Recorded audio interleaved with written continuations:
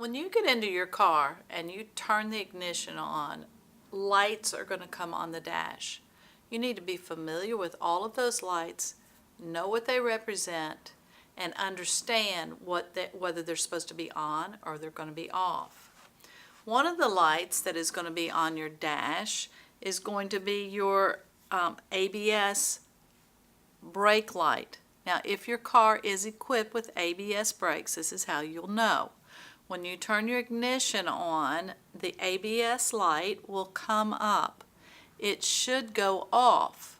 If your ABS light lights up and stays on, you have something wrong with your ABS brakes and you need to have it checked out.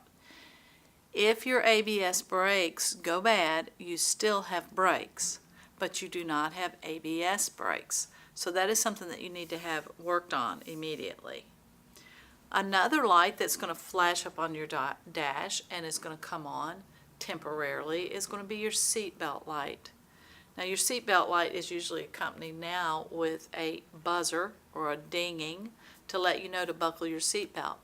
But after you buckle your seatbelt, if that light stays on, you have something wrong with your seatbelts.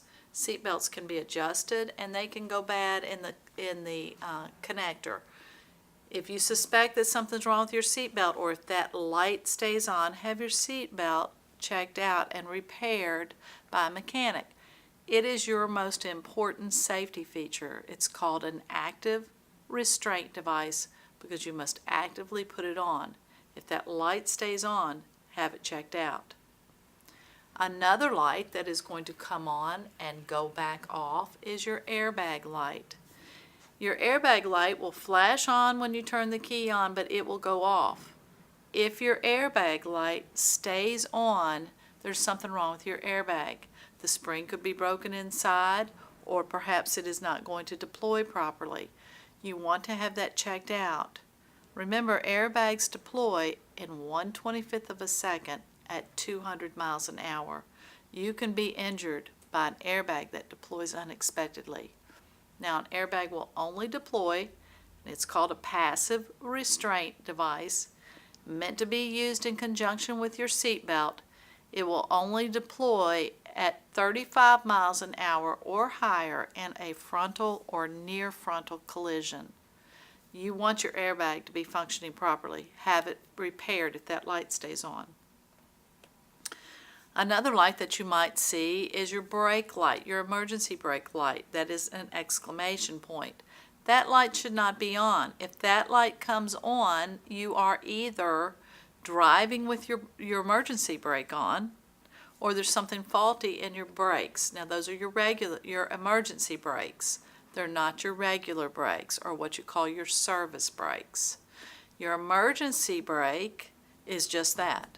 If your brakes were to fail, you're driving down the road and you hit the brake and it goes halfway down, the first thing you want to do is pump that brake because you could have air in the brake line.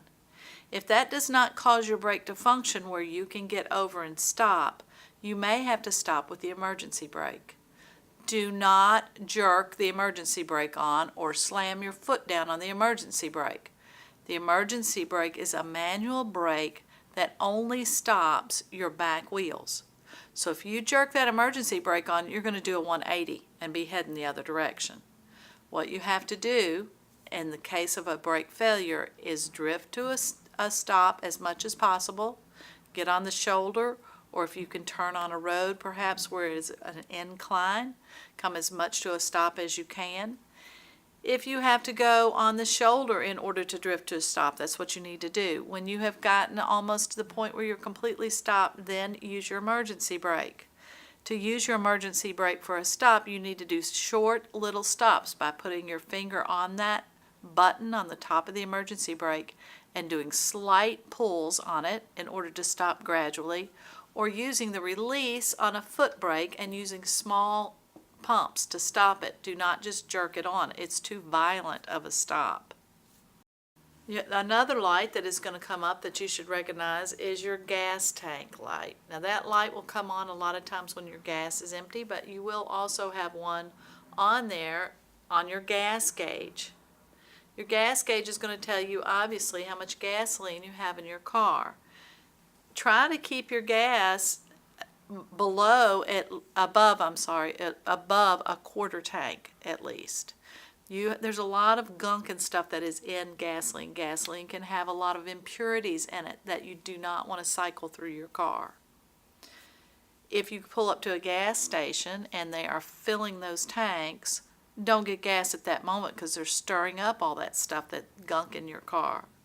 So you want to keep your gas tank a quarter full or more so that you're not dredging the stuff that's in your gas tank into your engine. Now you do have 2 filters in your gas tank that will filter that stuff out, but try to keep it as pure as you can. Do not overfill your gas tank. When you have gassed up, your stop at the gas station, get out, leave your phone in the car because static electricity can cause the gas fumes to explode. It's not the gasoline, it's the fumes that will catch on fire. Also, if you get out, especially in the wintertime, you want to touch the side of the door where there is a piece of metal to discharge any static electricity you might have on your person. Do not get in and out of your car when you are pumping gasoline. If you're putting gasoline in a container, be sure that container is on the ground where it is grounded. Do not overfill or top off your gas tank. If you put your gas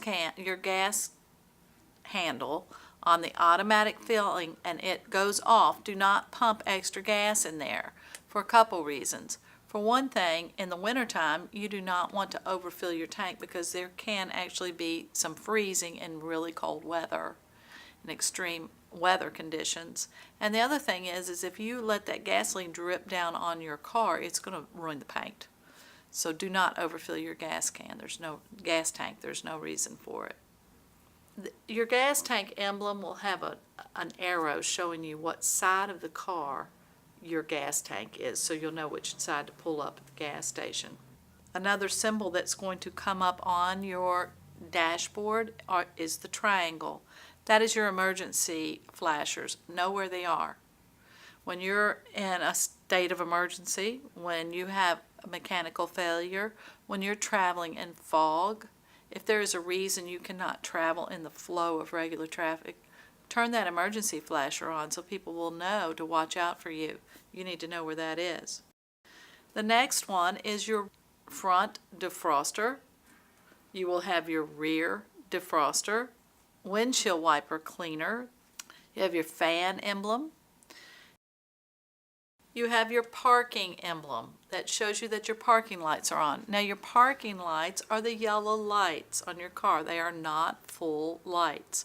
They're the yellow lights. You're only going to use your parking lights if you are actually parked and your car is on the side of the road and you want it to be visible to other people. The parking lights are not driving lights. The next one is your rheostat. It looks like a light bulb. The emblem does. The rheostat is that little dial that is beside your lights. You'll have a little dial. That dial is making your inside lights brighter or dimmer. If you're traveling in a dark night, you want to adjust that rheostat so your inside lights are dimmer.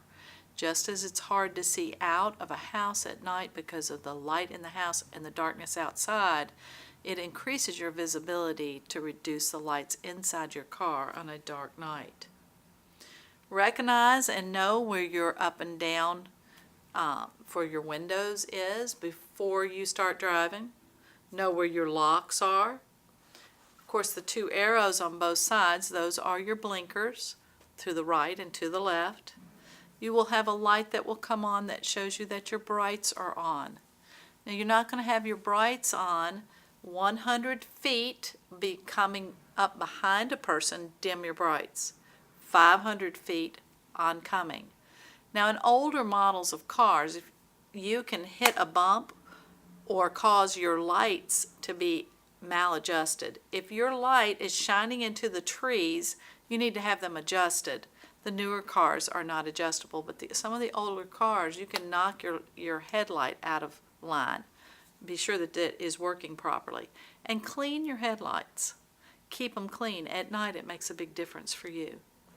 You'll have a trunk light or a button for your trunk release. You'll have a hood release that's usually right next to your brake release underneath the dash. And then you will have a little squiggly thing that is for your fuses. Now you should carry extra fuses. If all your lights were to go out, you have blown a fuse. Sometimes they're located underneath the accelerator of the driver's side of the car on the floorboard. But now most of them are actually under the hood where the engine is. That's where your fuse box is. And then you have emblems that under the hood that will warn you of battery acid or the danger of battery explosion or the danger of fire.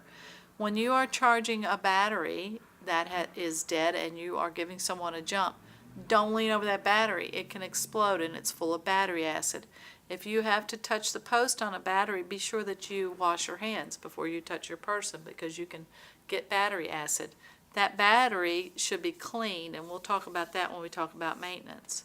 If you see a battery light come on in your car, that can mean that your battery is low, or it can also be your alternator. That symbol is used interchangeably. Your alternator charges your battery as your car is running. If the alternator is bad, that emblem will also show up. There's also a symbol that looks like a pig's tail. It's a squiggly thing. That emblem's going to come up when you start a car that has diesel fuel in it. Diesel fuel is ignited by heat, not by spark. So there's a starter heater in there that light's going to come on. Until that light goes off, you're not going to be able to start the car. You're also going to have gauges on your car to let you know what's going on. You've got your tachometer that's going to tell you how many revolutions per minute your transmission is turning, your differential is turning. You're going to use that if you're driving with the shift to tell when to shift. You're going to have your speedometer that's going to tell you miles per hour. You're going to have your mileage and your trip mileage that will turn over on a regular basis and show you how far you've gone. You're going to have your oil pressure gauge. Now your oil pressure gauge does not tell you how much oil is in your car. It tells you how much oil pressure is in your car. If your oil pressure gauge begins to go lower, it could mean that your oil is low. But it could mean that your oil pump is not functioning properly and your oil pressure is low. You need to have that checked out. Your oil is the lifeblood of your car. It must be clean and full. You're also going to have your temperature gauge. Your temperature gauge is measuring the temperature of your antifreeze in your car. If you have orange antifreeze, by the way, you put in orange antifreeze. If you have green antifreeze, you have to use green antifreeze. There are products that go both ways. They can put it in orange or green, but it's clearly marked on the bottle. Do not mix those up. You can damage your engine. This temperature gauge is measuring the temperature of the antifreeze in your engine. Now there is also a thermostat that if it can malfunction and it may not, your temperature gauge might not work in that case. That is something that you need to have checked out. But if your temperature gauge begins to rise and you get in that red part, or you hear the water boiling in your overflow tank, or you see steam coming out of your radiator under the hood, you need to pull over and check out what's going on. Now the first thing you want to do, if your temperature gauge shoots up, is turn the heater on all the way. Turn the heater on full blast, turn the fan on full blast, because the interior of your car is heated by pulling heat off of the engine.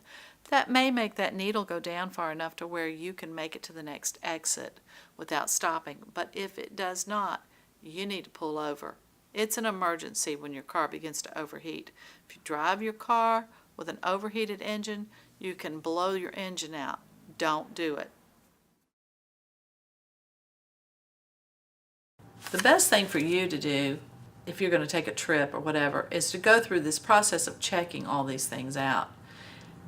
You can go to go get your oil changed. If you go in and you have your oil changed at any professional oil changing place, a mechanic store or one of those shops on the side of the road where they change your oil, they will check all your fluids for you. They will check your belt. They'll check your hoses. They will check your windshield wipers. They'll check your tires. They will do your car. They'll check your air filter. Changing your air filter is very important also, because your air filter can get gunk in it, especially if you live on a back road and you travel where there's a lot of dust. That air filter is going to get clogged. It affects the running of your engine. They will check all those things for you and replace and repair them for a minimal amount. So if you're not comfortable doing that yourself, you need to have someone do that for you. In particular, you don't want to check your brake fluid yourself unless you know what you're doing, because if you get moisture, even moisture from your hands down in there, it gets into the brake line. I'm going to show you a video on maintenance where they break basic maintenance down and show you what to do. Everyone should know how to do this. And everyone should know how to change a tire and how to boost your vehicle. If your car breaks down or your battery is low and your car won't start, you need to know how to start your battery using jumper cables. I'm going to show you a video on how to do that also.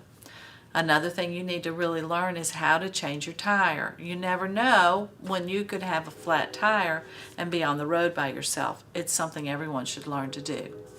One of the things that you want to check when you're underneath the hood of your car is your coolant level. When you add your coolant, you're going to add it to the expansion tank.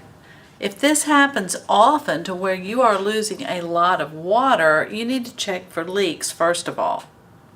Then you need to see if your car is overheating and burning an excess amount of water, or if maybe you have a leak in your radiator. Check the condition and the tension of your drive belt. Your car is going to have a serpentine belt. That belt runs everything. You should look at it, make sure it's not frayed or cracked or dried out. And when you push if you take like a ruler and push it against it, there should not be too much give. You'll hear it sometimes. It will make a noise if you've got too much slack in that belt. But that's important for you, especially before you go on a long trip, because if that belt breaks, you're stuck. Keep your fuel level above 1/4 mark to avoid condensation in cold weather and clogging of the system and contaminants. Gas is dirty. It has contaminants in it. Now you have filters in your gas tank. We've already talked about that are going to filter that gunk out, but you don't want that running through your engine. It's a good idea, in my opinion, to use an expensive, better quality gasoline that has a cleaning agent added to it.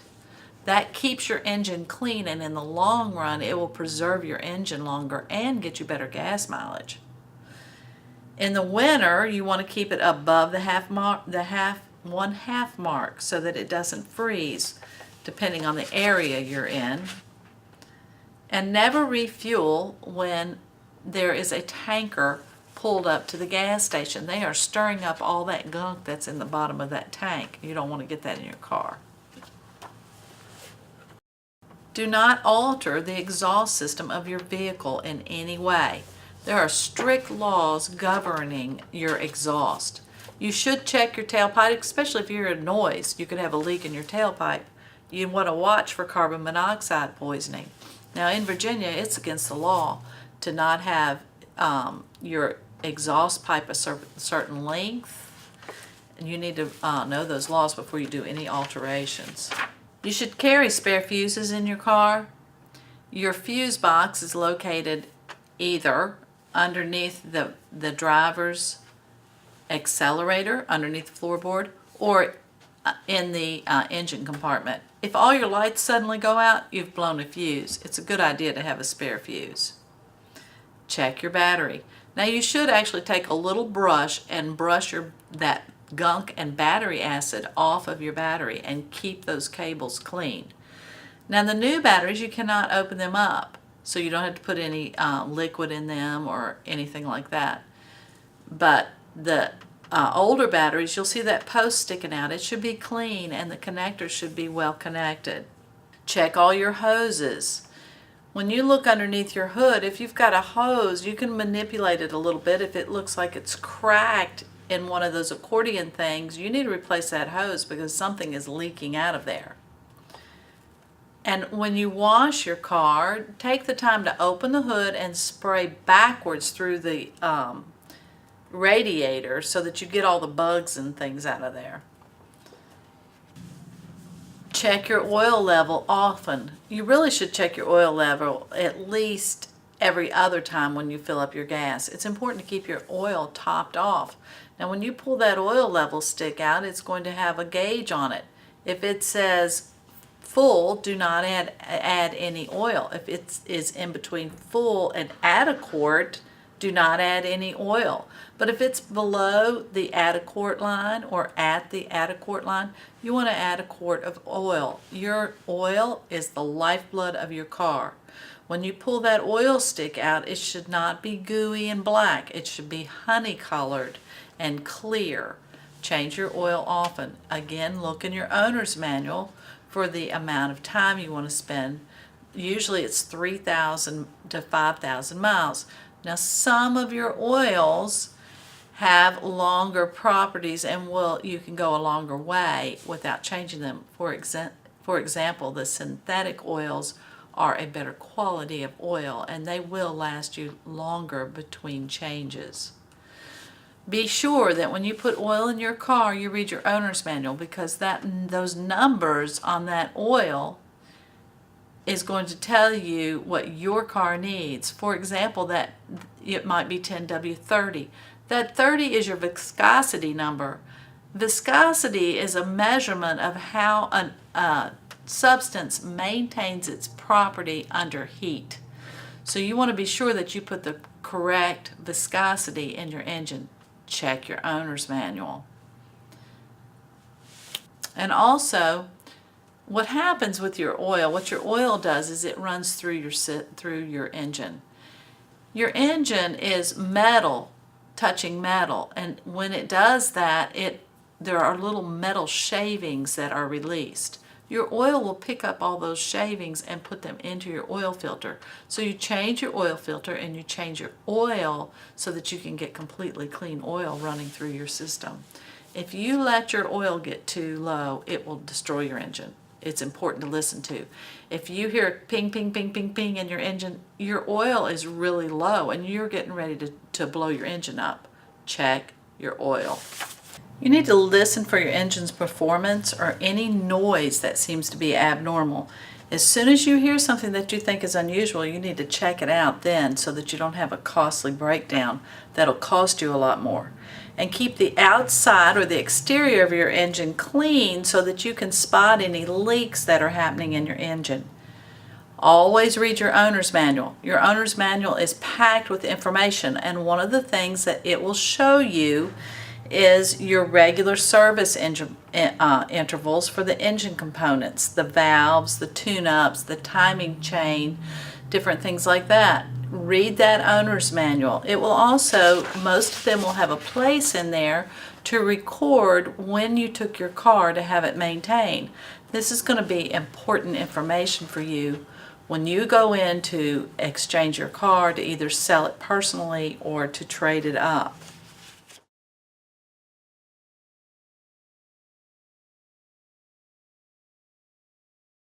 Let's talk about emergency situations. When you are out on the road, things can happen and you need to know how to respond, and that's what I'm going to try to teach you in this class. So you know in advance what to do when certain things happen. The main thing about being in an emergency situation is don't panic. Try to think clearly and grab the wheel tightly. You know what I'm saying? Don't immediately just slam on your brakes, because a lot of times in certain emergency situations, that's the worst thing you can do is slam on your brakes. So hopefully you'll learn this in this class, and when these situations arise, this will come back to you and you'll remember what to do. In dealing with things that happen beyond your control, like vehicle failures, which really is not totally beyond your control because you need to check everything before you get on the road, right? We're going to talk about maintenance today too. But if you have a blowout, does anybody know what to do if you have a blowout? Has anybody been told? Have you all learned about this? Well, let me explain to you what happens. Now, you're more likely to have a blowout when your tires are low and it's hot. If you let your tires be underinflated and it's really hot temperature out, the heat from the road can make your tires get the pressure so high that it'll blow those tires out. So if you're traveling, especially in the summertime, you're going between here and DC, or you're going to be on 95 or a heavily traveled road especially, check your tires before you get on the road. Okay, and those are cold tire pressures. When you have a blowout, now if you have a blowout in the rear, it's not as severe. I mean, it's bad, but it's not as bad as a front end blowout. What happens when you have a blowout, and it doesn't have to always be complete, sometimes it can be a partial blowout where you'll have a little bit of air left in there, that's better. But if you hear a loud bang and your car is now almost impossible to control, because when you have a front end blowout, your car is almost, it takes all the strength you have to control your car at that point. When you have that blowout, what happens is now you're on the rim, right? Do not hit the brake. You will hear it blow out and feel it. Don't hit the brake. Your car, when you hit the brake, remember we talked about pitch? Your car is going to pitch forward, and now all the weight is going to be on that blowout, and you'll start spinning down the highway. What you have to do, if you hear that noise and you've got a blowout, take your foot off the accelerator, do not brake, and get over on the side the best that you can. Now, when you're traveling in heavy traffic, especially around semi-trucks, it takes a fully loaded semi a football field and a half to come to a stop at 55 miles an hour. So you got a semi-truck behind you, and you blow a tire, you can get run over because they cannot stop, right? That's another reason it's a good idea to have 6 seconds or at least 5 between you and a semi-truck on a highway. Now, I did know someone that had a blowout up on 95 just recently. A front tire blew out, and there was a semi-truck beside them, and they saw the blowout happen, and that semi-truck got over and blocked that lane so nobody could come up behind them until they got off the road. So that was good. I mean, they'll work with you if you can. But that's another reason why you need to check your tires before you get on 95, because if you blow out, you're in the center lane, there's a truck behind you, they have nowhere to go. And they're not stopping. They cannot stop. So doing that's another reason why you want to have an open lane. Remember we talked about open lanes on the interstate? Somewhere to go, either beside you or a shoulder that you're on.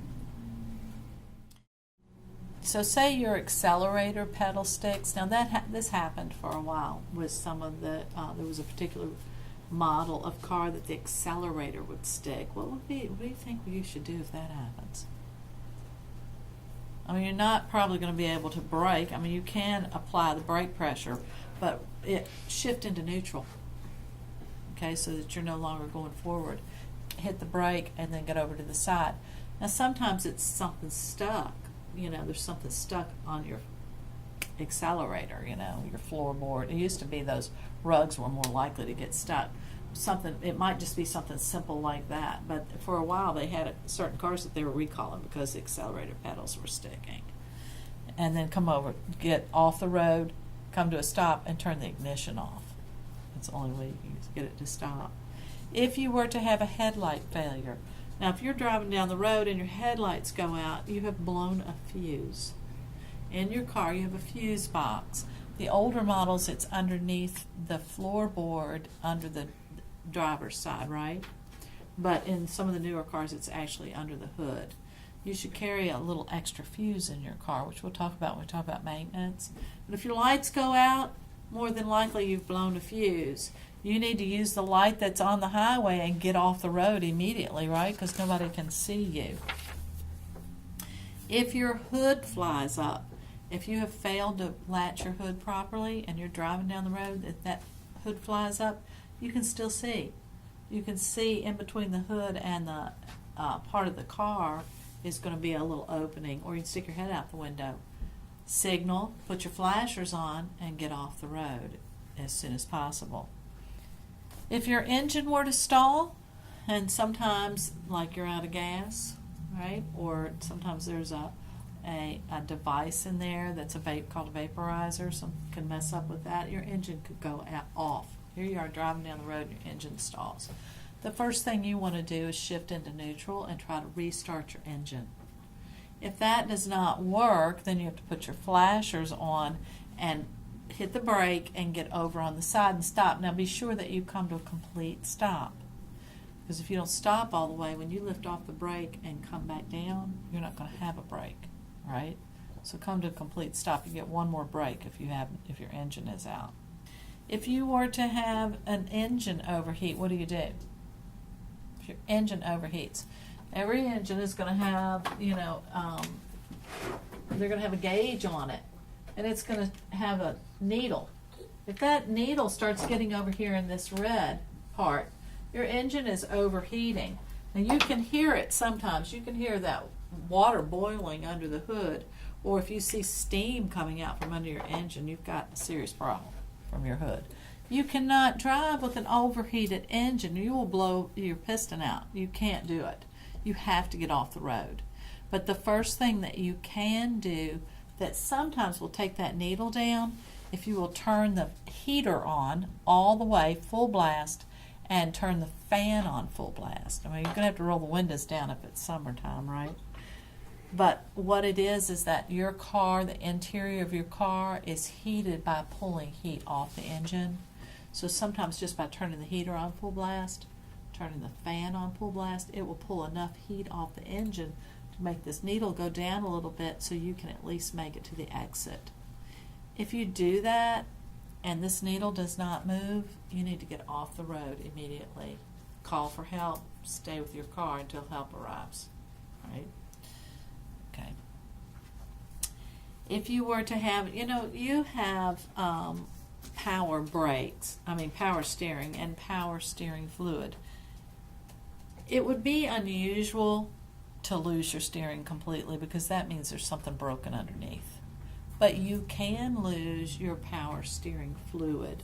If you were to hit, something underneath, put a hole in that power steering line or something like that, if you lose your power steering, you still have steering. You can steer, believe it or not, without power steering. When we first got our cars, we didn't have power steering. It's really hard. You cannot turn a wheel from a standstill position without power steering. You just can't do it. You have to be rolling. It's really hard. But unless, if it were total steering failure, it would be probably because you were in a wreck. Normally, that's not going to happen. But you can lose your power steering. In that case, put your flashers on and your blinker. Well, your blinker will be flashing, I guess. Put your flasher on and get over on the right-hand side. Now, if your brakes fail, I've actually had this happen. If you go to hit that brake and you go down halfway, say, you've got mush in your brake. Have you all ever had that? Have you ever felt that?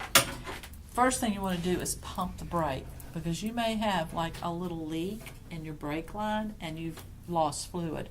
And sometimes you can pump the brake and it'll build back up, and that will get you to where you can at least get off the road and stop and have it fixed. But if you go down to hit that brake and there's nothing there and you pump it and you can't get any braking there, you still have brakes. You have the emergency brake or the parking brake, which only brakes the back wheels. So if you're going down the road and your brakes fail, don't just jerk that emergency brake on, because what's going to happen is your back wheels will stop and you'll do a 180. You know how in the movies when that guy's escaping and you see all that hand movement, he's jerking that emergency brake on and then he's turning, flipping all the way around. Don't do that. But take the emergency brake and just with your finger on that thumb, release just little short brakes if you have to brake that way. Now it's best to get off the road on the shoulder and try to drift and slow down as much as possible. If you're going really fast, you could even, run over small bushes or something to kind of give you something to stop. If you just, an emergency brake stop is a very violent brake. So you want to wait till you've almost stopped, if possible, before you pull that brake on. But if you have to use that emergency brake, use that little thing to just little bitty brakes, okay, so that you're not doing a 180 in the middle of the highway. Always check your power brake fluid on a regular interval, and we're going to talk about maintenance and what to do because it's a big part of driving. If you were to have a fire in your car, obviously you're going to get out of the way. Get out immediately. Activate the hazard lights and run away from the car as far as possible. If a cigarette or something falls on the floor, be sure that you pull over to take care of that. Don't be doing stuff like, or a bee in your car, or a fly or something like that. Pull off the side of the road and deal with those kind of emergencies. Now this is the number one cause of fatal accidents in inexperienced driver. You're driving down the road, it's a country road, and you take your eyes off the road for a second, and the first thing you know, your front end falls off the road, and you're on the uneven pavement now. You've gone off the side of the road. Do not hit the brake. When you're in that situation, this part of these tires could be on gravel. Do not hit the brake. You'll slide. You'll skid. And do not jerk the wheel. Jerking the wheel is very dangerous. Never do it. The first thing you want to do in an emergency is grip the wheel firmly and maintain your direction.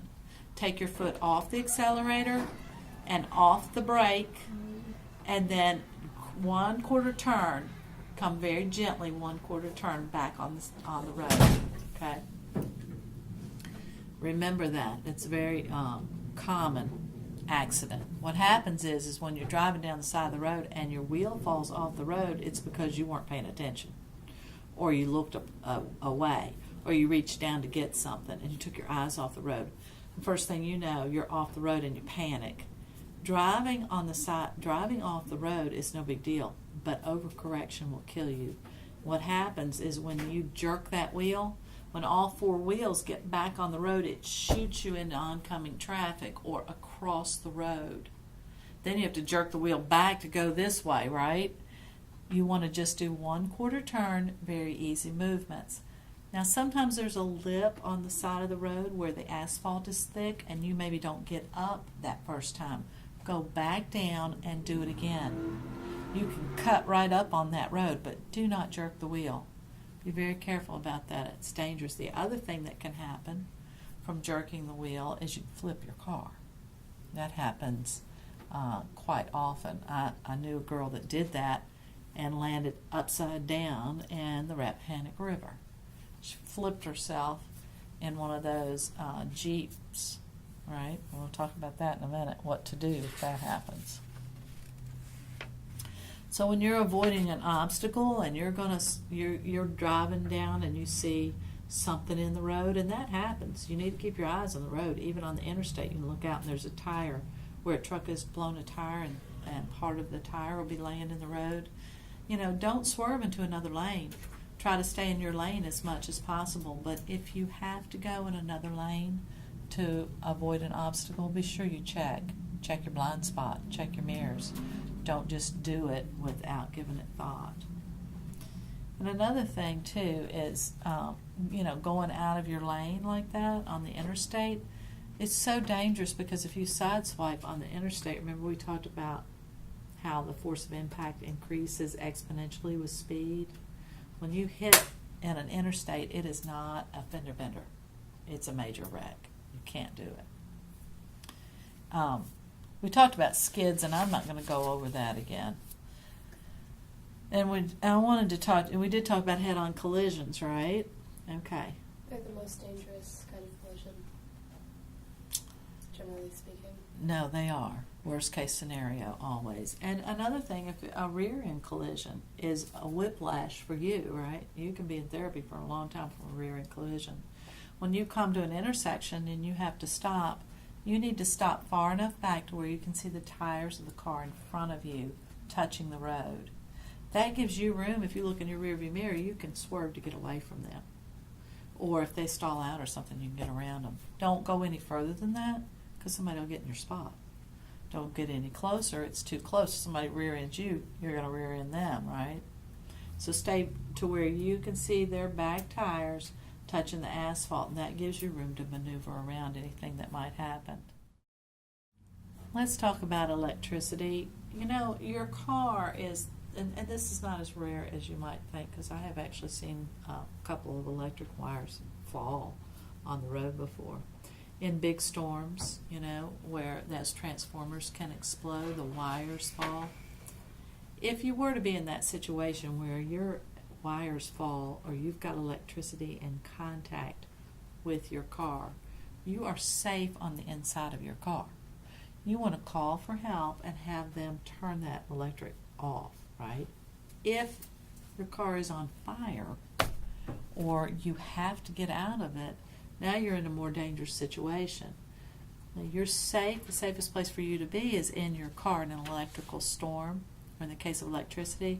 Does anybody know why that is? Rubber on the tires? Actually, that's not the reason, but that's what a lot of people Your say. car's grounded? Your car is, well, what it is that you are in a metal cage. Electricity is going to arc around that metal cage. If I were to put you in a metal cage and touch electricity at the outside, it will arc around that cage, but it will not go in. And that's where you are in your car. You're in that metal cage inside. The electricity is not going to come in. You know, it travels in a circuit. It's going to circuit around that metal cage. However, if you have to get out and you open that door, you're breaking that circuit, right? So you cannot open the door and step out, because then you'll be completing the circuit and you'll get electrocuted. What you have to do, and unfortunately there's usually water involved because it's a storm, right? And you know, everybody's seen the movie where you touch that electric thing to the water and the guys, you know, burn up. Okay, so what you have to do is go to the right, open that door and jump, both feet hitting the ground at the same time as far as you can, avoiding any puddles that have electricity on them, and jump as far as you can to keep yourself grounded. And then you jump again to get away from that electricity. But don't just open the door and step out. There's another situation of driving in floodwaters. Did I talk to you about that? Okay. We have a lot of floods, and it seems like there's more and more all the time. And there's certain areas where, you know, those creeks rise suddenly, and here you are, you're in the flood. You can drive in water if it is still water. You can never drive in moving water, ever. You come up to a bridge and the water's that thick and it's moving across that bridge, do not get in it. Your car floats. It'll pick you up and pull you downstream. Water is so powerful, it's just beyond imagination unless you've just been in it or lived around it. I mean, it, you know, water, wind, and fire, they rule the earth. What? You can't. Is it true that you can't drive if the water's coming into your grill? Well, I would say not, but I'll tell you when you can drive. You know, yes, probably not, but you can drive in standing water. Okay, if it comes up too high, it's going to flood your engine. Is what happens. But if it's moving, never get in moving water. Never, ever, ever get in moving water. If it's that deep and you're in a truck, don't get in it. It'll sweep you right downstream. It's moving water. Your car floats. Your tires, the treads on your tires fill with water, and you float. Okay? But you can drive in standing water. This is the trick to driving in standing water. Say the creek is over here and the water is standing. It's not moving water. It's just a flooded area. There's a couple things you need to do. First of all, you need to be able to see the road, because a lot of times roads will wash out. There may not even be a road there. So if you can see the road, you can drive in the water. And you need to drive in the center of the road. You know, all roads are crowned to where they're a little bit higher in the middle so that water runs off to the side. So get as close to the center as possible. If someone else, you know, you wouldn't want to be on the right-hand side on the low spot of the road. If someone else is driving through the water in front of you, get right in their tracks. Because as they drive, they're parting the water. And you can go right through their spot where they're parting. But this is the trick to driving in standing water. Once you commit, You cannot hesitate. Because if you're driving in standing water, what you're doing is you're parting the water, but you're also pushing a wall of water in front of you. If you're accelerating like this and you accelerate, and you have a moment of hesitation and you let off the accelerator the tiniest bit, that water comes in like whoosh and floods the engine. You know how when they're showing those flooded areas, they always have that one car that's moving and there's one guy that's standing in the water? He hesitated. You cannot hesitate. Once you commit, you've got to keep accelerating to keep pushing that water. So yes, if it comes up in the grill, it floods your engine. But you're pushing it away as long as you're moving forward. But if you come to a little bit of a stop, Now when you get on the other side of a deep water place like that, you're not going to have any brakes, because when your brakes are filled with water, when your tires are under the water, when your brakes get wet, they don't work. But you can dry your brakes out, hitting the accelerator and the brake at the same time. It'll just dry them out like that. The friction from the brake just dries the brakes out.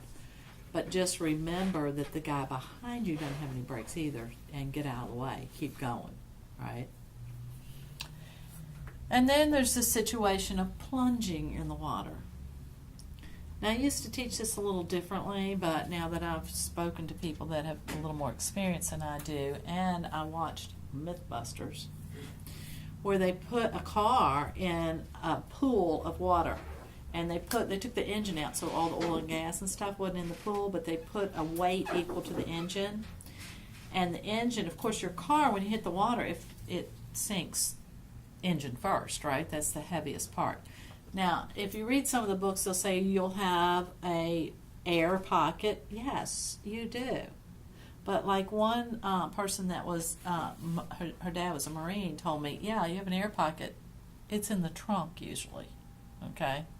But when you're sinking like that, you can't open the doors, right? Now, if you were to go off a bridge, say you went off a bridge, your car's going to float for a second. I've heard engineers say that you should have electricity for a few seconds. Get your windows down. That's big. Be buckled in. If you're not buckled in, you've hit your head by now and you're drowning. But as you begin to sink, when all your car fills with water, you can open the doors, because the pressure on the outside is the same as the pressure on the inside. However, like in Mythbusters, it took 1.5 minutes for the car to fill with water. Okay, so the average person is not going to make it. But if you happen to be able to hold your breath long enough, you can unbuckle, and there will be an air bubble somewhere in that car. Now, it might be in your trunk. You might have to push through the trunk to get to it, but you can open your doors and get out at that point. Now, if your car is off, I saw an interview by a woman who was actually pushed off a bridge. She was pushed off the Chesapeake Bay Bridge out here in the bay. Excuse me. When she went off, she got off on a really high part. There was a semi-truck behind her, and I guess he fell asleep. He fell off the bridge too. He pushed her off that bridge at a really high part. When she hit that water, after 60 feet, when you hit water, it's like hitting a stone wall. When she hit that water, all the windows and her windshield blew out. I mean, her car, they showed a picture of her car, it was like crushed. That was a good thing for her. Because what happened was, as she was sinking, she was buckled in, so she was still conscious, right? And she said, oh, I'm thinking, why do I have to drown? Why do I have to drown? And she thought, well, wait a minute, I don't have to drown. And all of a sudden, she said she just got real calm, and she unbuckled and swam to the surface. But it was because all her windows blew out that the water came in, and she was able to unbuckle. Of course, it traumatized her, needless to say, to be pushed off a bridge. But she was able to get out. So you can, statistically, 33% you can get out. So you can make it. If you panic, no. Most people drown because they panic. If you panic, you got to have your head about you to get out. So I want to tell one more story. So in this case, in the case of an emergency, you need to carry a tool with you. Say you were to have, an accident like that, and you need to get out of the car. There's a little tool that you can buy, and it looks like a hammer. Okay, It comes like this, and it's got a little point on the end. Now I've got one, and mine actually has a place where you can read your tire pressure. The handle itself is going to have a blade in it so that you can cut your seatbelt. When you go to cut a seatbelt, you want to cut it at a 45-degree angle. You know, it'd be too hard to cut this way. So you need to have something in your car to cut your seatbelt, to cut that up. And then this part right here, this point, you can break your glass. Now your glass is tempered, but it's going to be easier, so you can't just kick it out. It's going to be really hard. But if you have something that you can get a point into it, you can break that glass. Your car glass is going to break easier from the on the inside breaking out than it's going to break from the outside breaking in, right? Because they put an extra coating on the outside. So it's going to be harder to break in than it is to be breaking out. And I've had people tell me that you can actually take your head restraint, you know how you can pull it all the way out, and it's got those two little pointed things on the end, and you can use that to break out your window. So, for an example, the girl I told you earlier that was in one of my classes, she was driving in near the river, and she was in a Jeep Wrangler, you know, the one with the soft sides and no windows, which really was to her advantage in this situation. She went off the side of the road and she jerked the wheel and overcorrected. When she did, her car flipped upside down and landed in the river. So here she is hanging upside down by her seatbelt sinking. Now fortunately, you know, her windows were down because she was in that little Wrangler. And her brother had put a pocket knife in her car, and she was able to cut her seatbelt and get out. But it's good to have an emergency tool in the car with you for emergencies. It's also good to have a you should have a kit, and you can buy them for really cheap. You can go into a discount store and you can buy that whole kit for cheap. And in the kit, you need to have jumper cables to jump your car in case your battery goes bad, or jump your neighbor's car, right? You need to have fuses, extra fuses, in case you have an emergency. You could have a first aid kit, which would be very useful. And you need to have triangles or a flare. If you were to have an accident or you were to break down, those triangles, you want to put those triangles behind your car and in front of your car, depending on where you are. Now, if you're in a multi-lane road where you can only go one way, put one of the triangles 50 feet and another 100 feet behind you. But if it's a multi-lane, you know, going both directions road, you want to put one in front and then two behind you. Now, if you're coming around a curve and people are going to come around a blind curve and you're going to be there, go all the way past the blind curve and put one of those reflective triangles. What that does is, or flares. You can light a flare, people can see it from a long way. What that does is it warns people that you're on the side of the road. This is a safety feature for you, so that people know that you are stopped on the side of the road and you have an accident, and they don't come around that curve and rear end you, think you're part of the traffic. I was coming down this intersection down here in heavy traffic, and this young man had broken down in the turning lane. It was so cool because he had those flares. He had put flares behind him so that everybody, you could see from, you know, over a block away that there was someone broken down in the left turn lane. Traffic never even slowed down. Everybody was just going around him and going on. But when people come up behind you and they don't know what has happened, it really makes all the traffic start to back up. And it's more dangerous for you. I came up on a young woman and her car was broken down in the middle lane on a multi-lane commercial road, and she was standing at the trunk. Don't ask me why. There is nowhere else that would be worse for her to stand than at the trunk. Somebody come up behind you and rear end you, man, you're gone. And people tend to go where their eyes are looking. So they come up on an accident or something like that, and they're watching you, and the first thing you know, they've run into you. You know, people are not expecting the accidents. So those triangles, if you were to break down at night, and you're carrying those triangles, carry that triangle between you and the oncoming traffic. You know what I'm saying? So people see that triangle first. It's your protection and your safety device. One thing we didn't talk about is if you are in fog. Fog is very frightening. It is probably the most dangerous, one of the most dangerous situations you're going to be in. First of all, if you're traveling and you're going to be going crossing a high mountain like Afton Mountain, or you're going to be in those areas, especially in the spring and in the fall. You know, fog is formed when the water is the same temperature as the air, and it forms clouds on the earth, right? If you were to look down on fog, you would see patches because it's in clouds. So when you're driving and it's foggy, first thing you're going to do, and nobody's going to have to tell you this, is what are you going to have, brights or dims on? Right. No, dims. If you have your brights on, they shine into the water particles and it shines right back in your face. You can see nothing. That's why they have those fog lights, which are awesome. They shine straight down onto the road, and they work really well. So you can put your dim lights on. And what else do people do when they're obviously in sort of a distressful situation? Slow Slow down. down. You're going to slow way down. And then how are you going to signal to everybody else that you've got an issue going on? Put your hazard lights on. Put your hazard lights on. Now the problem with that is everybody's got their hazard lights on. So that now means if someone decides to pull off the side of the road and their hazard lights are on, it's very hard to distinguish if they are in the traffic or if they're on the side of the road, right?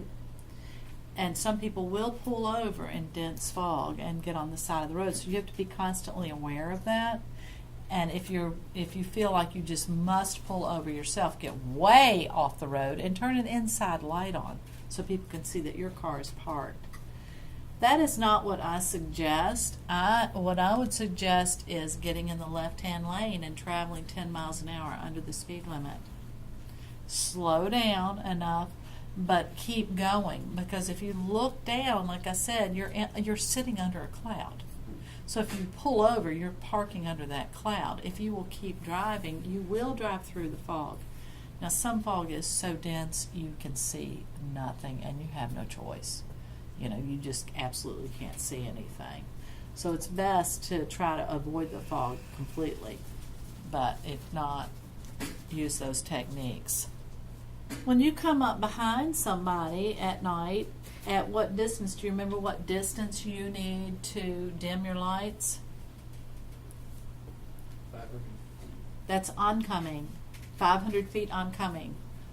Coming behind, it's 100 feet. Dim your lights 100 feet coming behind and oncoming. If somebody's got their brights shining right in your eyes, most of the cars now, the newer cars, it has an automatic thing on the rear view mirror that will be a night vision thing. But if you've got a manual one, do that. If you if they're shining your lights, their lights are shining right in your side view mirror. Remember we taught you the blind glare elimination? Push your lights, your mirrors just a little bit out, and that will eliminate that glare from behind. If you are driving really at a pitch black night, you need to take that rheostat, which is that little dial beside your light switch on the dashboard, and turn it down to where your inside lights are lower. Just like when you're, in a room and you can't see out at night, it's more difficult to see out in your car, even though you have headlights. If you'll dim the inside lights, it increases your visibility. And what else do you do when you're driving at night? It's the first thing you do. We talked about this. Slow down. You have to drive slower, a little bit slower at night, because obviously the visibility is not as good, and it's hard to distinguish how far away a car is. You lose a lot of your depth perception at night, so you want to slow down. Dusk is particularly dangerous for you. At dusk, that's the most difficult time to see. Be sure you have your headlights on at dusk so other people can see you, especially if you are driving a black or a dark green or a maroon, a dark car, because at dusk the roadway and the sky are the same color, and it's very difficult to see at dusk. It's the stillest time of the day, but it's also the most difficult visual time. So be sure you have your daylight running lights on, turn them on at dusk so that you're clearly visible. And keep your windshield wipers clean. Your windshields clean. They can get that film on the inside too, and it's really hard to see. And when you're driving down the road, that's no time to be dealing with that. You need to be doing it when you stop and gas up. Another thing you want to watch for is air turbulence. Sometimes when you get in a high place like the plateau, Virginia Plateau, the Appalachian Plateau it's called, down in southwestern Virginia, or up in northwestern Virginia, or even going across the mountains, Appalachians, when you get in those high areas, sometimes the wind can be really strong. Watch for turbulence. If you go out west where there's nothing to block that wind, the wind can be so strong it can literally blow you off the road. And when you pass in a truck, when he's right beside you, you have to realize he's blocking the wind for you. So when you pass him, there's going to be a big gust. Be sure that you're holding on to your steering tightly and are prepared for that, because you can actually feel sometimes the wind trying to push you off the side of the road. You need to be careful.